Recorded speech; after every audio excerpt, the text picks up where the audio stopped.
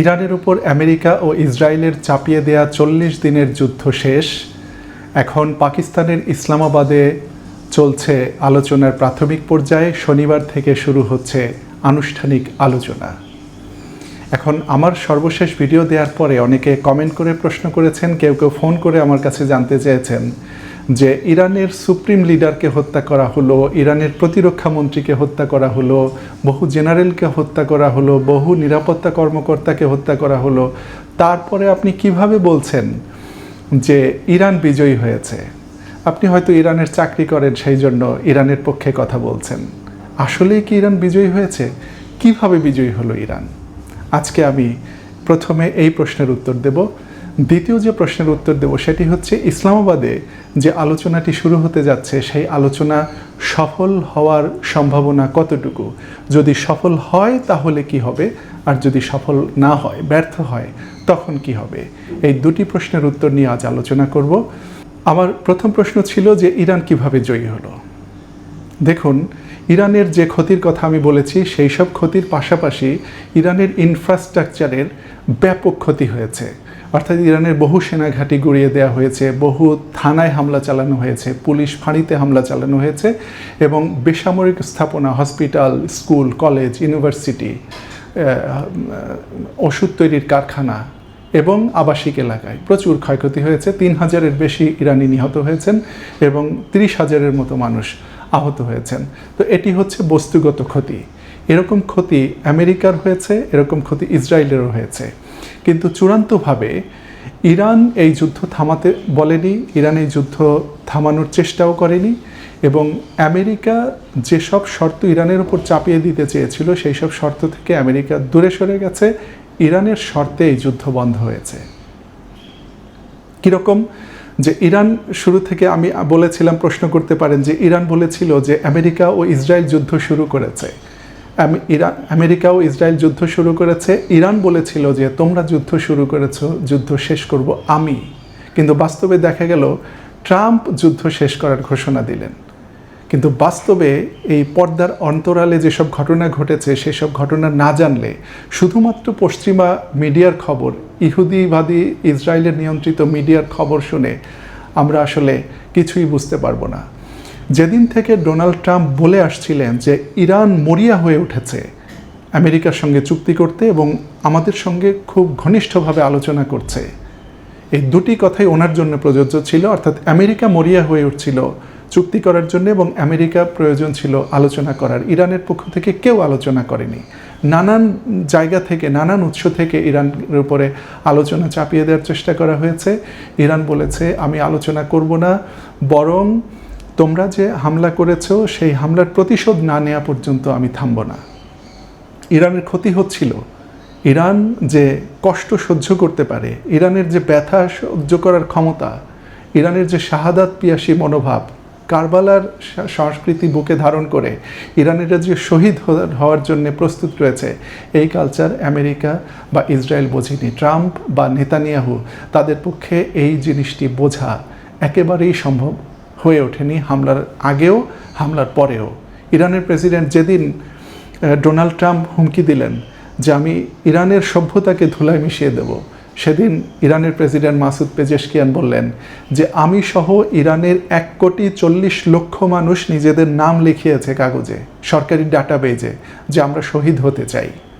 এবং যখন হামলার হুমকি দিল যে ইরানকে গুঁড়িয়ে দেবে এবং যেসব জায়গায় হামলা হওয়ার কথা হলো যে বিদ্যুৎ কেন্দ্র উড়িয়ে দেবে, তারপরে সেতুগুলো ধ্বংস করে দেবে, তখন ইরানের হাজার হাজার মানুষ প্রতিটি সেতুর উপরে অবস্থান নিল, সমস্ত পাওয়ার প্ল্যান্টগুলোর চারপাশে গিয়ে জড়ো হলো, সেই সব ভবনের ছাদে উঠে হাজার হাজার মানুষ অবস্থান নিল যে মারো, আমরা সহ আমাদেরকে মেরে ফেলো, আমরা শহীদ হয়ে যেতে প্রস্তুত।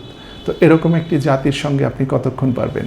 আমি গোপন কথাগুলো বলতে চাচ্ছিলাম, সেটি হচ্ছে যখনই ট্রাম্প বলছিলেন যে ইরান আলোচনার জন্য মরিয়া হয়ে উঠেছে, তখনই ইরান, তুরস্ক, পাকিস্তান, মধ্যপ্রাচ্যের অন্যান্য দেশ, এমনকি ইউরোপের কোনো দেশের মাধ্যমেও ইরানের কাছে প্রস্তাব পাঠাচ্ছিলেন যে আলোচনা করি, আমরা যুদ্ধটা বন্ধ করি, কিন্তু আমার শর্ত মানতে হবে। ট্রাম্প যতক্ষণ পর্যন্ত বলেছে তার শর্ত মানতে হবে, অর্থাৎ ইরানের ক্ষেপণাস্ত্র কর্মসূচি থাকবে না, পরমাণু কর্মসূচি থাকবে না, পরমাণু 60 মাত্রায় সমৃদ্ধ ইরানের পরমাণু ইউরেনিয়ামগুলোকে ইরান থেকে বের করে নিতে হবে, ততক্ষণ পর্যন্ত ইরান আলোচনায় রাজি হয়নি।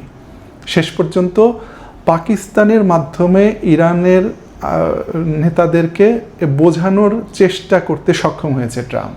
তো পাকিস্তানকে ইরান বলেছে যে ট্রাম্প যে 15 দফা আত্মসমর্পণের দলিল বলে আসছিল ওইটাকে থামিয়ে দাও, ওইটার থেকে সে যেন সরে যায়, ওই কথা সে যেন আর কোনোদিন উচ্চারণ না করে। পাকিস্তান গোপন চ্যানেলে আমেরিকাকে প্রস্তাব দিল, কয়েকবার দেওয়ার পরে ট্রাম্প থেমেছে, সে তার দাবিগুলো প্রত্যাহার করে নিতে বাধ্য হয়েছে। এরপরে বলেছে যে ইরানের যে 5 দফা দাবি ছিল সেই 5 দফা 10 দফায় উন্নীত হবে, এটি মেনে নিতে পারবে কিনা। এটি কবের কথা? যেদিন, এবং এটি শুনেই ট্রাম্পের মাথা খারাপ হয়ে গেল যে ইরানের সভ্যতা মুছে ফেলবো, মানে তার হুমকিটা ছিল ইরানে পরমাণু অস্ত্র ব্যবহার করবে, অর্থাৎ অ্যাটম বোমা মারার কথা ছিল ওই রাতে। বাংলাদেশ সময় ভোর 6টায়, বুধবার ভোর 6টায় তার টাইমলাইনটি, তার ডেডলাইনটি, ওই যে আলটিমেটাম দিয়েছিল শেষ হওয়ার কথা ছিল, এরপরে ইরানে অ্যাটম বোমা মারবে এরকম একটা হুমকি। তো সে হুমকিতে কী হয়েছে? অ্যাটম বোমা, হিরোশিমা নাগাসাকিতে আমেরিকা অ্যাটম বোমা মেরেছে, প্রত্যেকটা হামলায় 1.5 লাখের মতো মানুষ মারা গেছে। অর্থাৎ ইরানে যে 1,40,00,000 মানুষ নাম লিখিয়েছে শহীদ হওয়ার জন্য, তো আমেরিকা যদি 10টা পরমাণু বোমা ইরানে মারত, 10টা মেরে 1,40,00,000 মেরে ফেলতো, তারপরে ইরানের আরও বাকি থাকতো 9 কোটি। যদি জনসংখ্যা হয় তাহলে 7.5 কোটি বেঁচে থাকতো। সেই 7.5 কোটি জনগণ আমেরিকার হিসাব কিতাব নিয়ে ছেড়ে দিত। তো ট্রাম্প এই কথা বুঝে দেখলো যে যখন হুমকি দিল তখনও ইরান মানল না, এবং ইরান যখন তার অবস্থানে অনড় রইল তখনই ট্রাম্প বুঝে ফেললো যে এদের সঙ্গে কাজ হবে না। সে আসলে হলিউডই একটা সিন ক্রিয়েট করতে চেয়েছিল। হলিউডের মুভি দেখে তারা অভ্যস্ত, তারা ভেবেছিল যে এরকম হুমকি দিলে ইরান কাত হয়ে যাবে। কিন্তু পৃথিবীর বহু দেশ কাত হয়েছে, হুমকি ছাড়াই কাত হয়ে আছে, কিন্তু ইরান হুমকিতে কাত হয়নি, ইরান হুমকিতে নমনীয় হয়নি।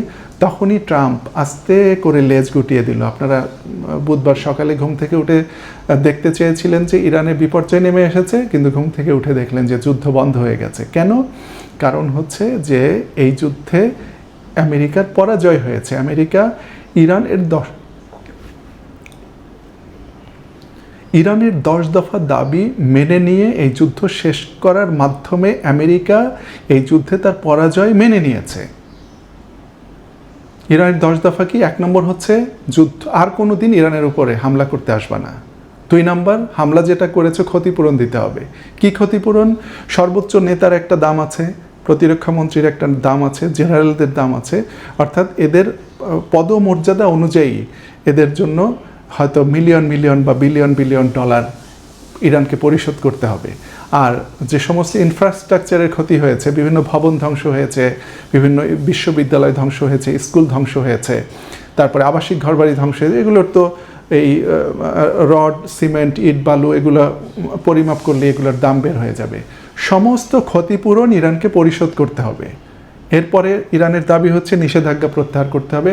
শত শত নিষেধাজ্ঞা ইরানের উপর রয়েছে, এই নিষেধাজ্ঞা প্রত্যাহার করতে হবে।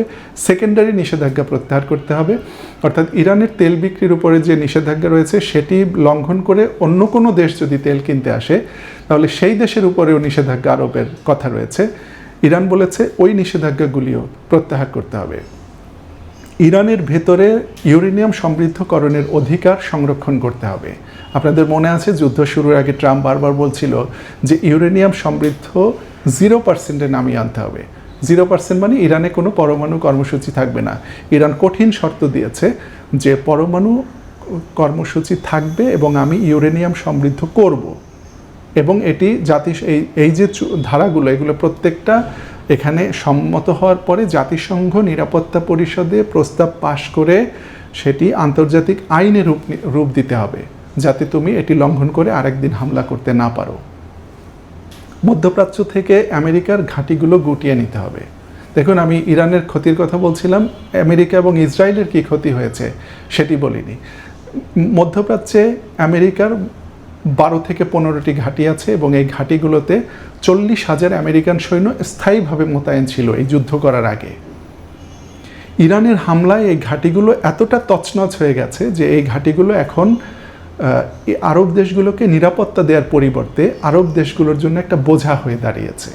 এবং আরব দেশগুলো এখন বুঝে গেছে যে যে সৈন্যদেরকে এখানে মোতায়েন করা হয়েছিল আমাদের নিরাপত্তা দেওয়ার জন্যে, সেই সৈন্যরা এখন আমাদের ঘাড়ের উপর এসে চেপে বসেছে। বিভিন্ন হোটেল মোটেলে চলে গেছে এবং সৌদি রাজা বাদশাদের প্রত্যেকটা শহরেই বিশাল বিশাল প্রাসাদ রয়েছে, ওই সব প্রাসাদে গিয়ে এরা আশ্রয় নিয়েছে। এরা কিসের যুদ্ধ করতে এসেছে এখানে?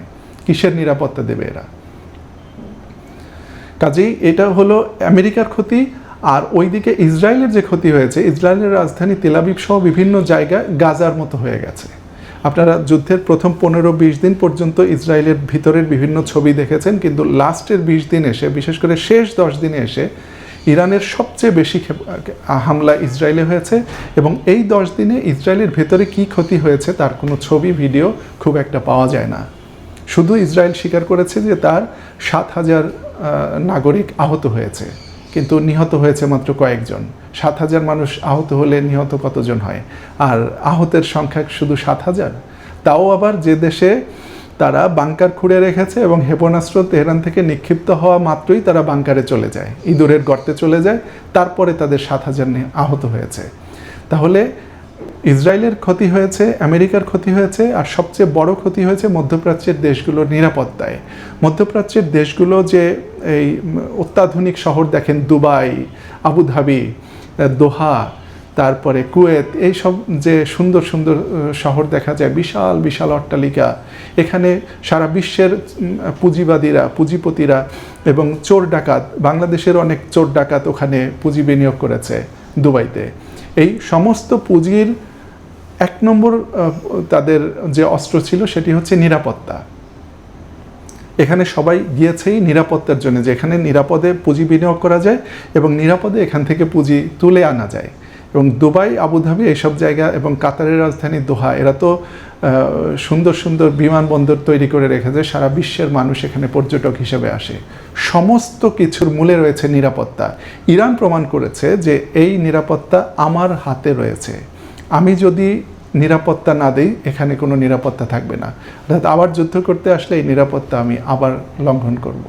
আরেকটা হচ্ছে বিশ্বের অর্থনীতির যে কণ্ঠনালী, এই কণ্ঠনালী ইরান চেপে ধরেছে হরমুজ প্রণালী বন্ধ করে দেওয়ার মাধ্যমে। তাহলে আমি যুদ্ধে কে জয়লাভ করেছে সেই প্রশ্নের উত্তর দিয়েছি। এবার যুদ্ধে এই আলোচনায় যদি ফলাফল হয় তাহলে কি হবে, ফলাফল না হলে কি হবে, সেটির অর্ধেক উত্তর হয়ে গেছে। এখন বলছি যে যদি এখানে ইসলামাবাদে শনিবার থেকে যে আনুষ্ঠানিক আলোচনা শুরু হতে যাচ্ছে, সেই আলোচনায় যদি সফল হয়, অর্থাৎ ওই যে ইরানের 10 দফা, ইরানের 10 দফা যদি আমেরিকা মেনে নেয়, যদিও এই 10 দফা মেনে নেওয়ার অর্থ হবে মানে চূড়ান্তভাবে মেনে নেয়, এখন তো এই 10 দফা মেনে নিয়েছে নীতিগতভাবে এবং এর ভিত্তিতে আলোচনা হবে বলে সে আশা করেছে। কিন্তু বাস্তবে যদি এই 10 দফা ইরানের মেনে নেয় তাহলে হবে আমেরিকার মার্কিন সাম্রাজ্যবাদের চরম ভরাডুবি এবং আমেরিকার চরম পরাজয়, নাকানি চুবানি যাকে বলে।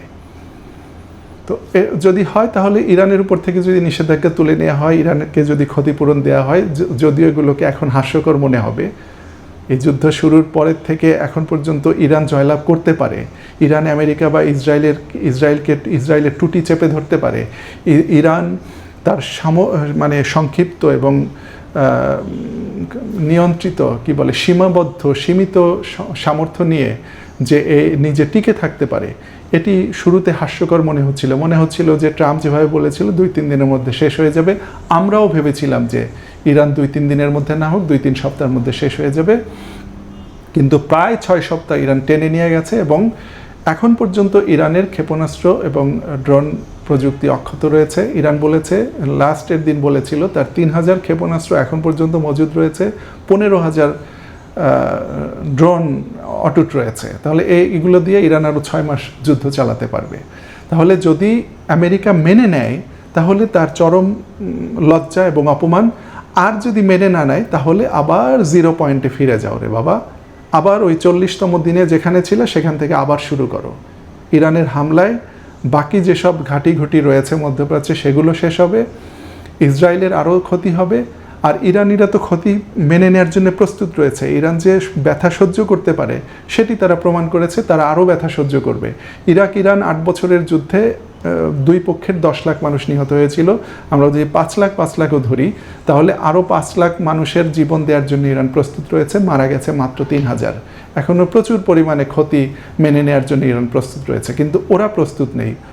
ওদের একটি মানুষের প্রাণও ওদের কাছে অত্যন্ত গুরুত্বপূর্ণ।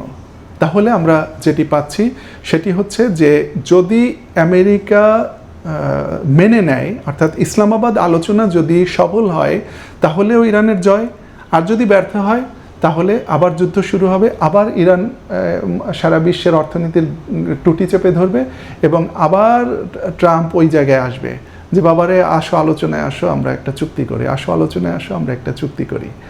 আর ইরানের উপরে অ্যাটম বোমাও যদি মারে, যদিও সেটা সম্ভব না, সারা বিশ্ব থেকে চিৎকার উঠেছিল যে তুমি এ কী বলছো, কোন অসভ্য আচরণ এটা যে একটা সভ্যতাকে তুমি ধ্বংস করে দিবে। তাহলে এই আমেরিকার সামনে এখন দুটি বিপদ, আলোচনা মেনে ইরানের দাবি মেনে নিলেও বিপদ, ইরানের দাবি মেনে না নিলেও বিপদ। ইসলামাবাদ আলোচনা সফল হলেও আমেরিকার বিপদ, ইসলামাবাদ আলোচনা ব্যর্থ হলেও আমেরিকার বিপদ। ইসলামাবাদ আলোচনা সফল হলেও ইরানের জয়, ইসলামাবাদ আলোচনা ব্যর্থ হলেও ইরানের জয়। সেই আলোচনা সফল হয় না ব্যর্থ হয় সেটি দেখার জন্য আমাদেরকে আরও কয়েকদিন অপেক্ষা করতে হবে। ভালো থাকুন, সুস্থ থাকুন, আল্লাহ হাফেজ।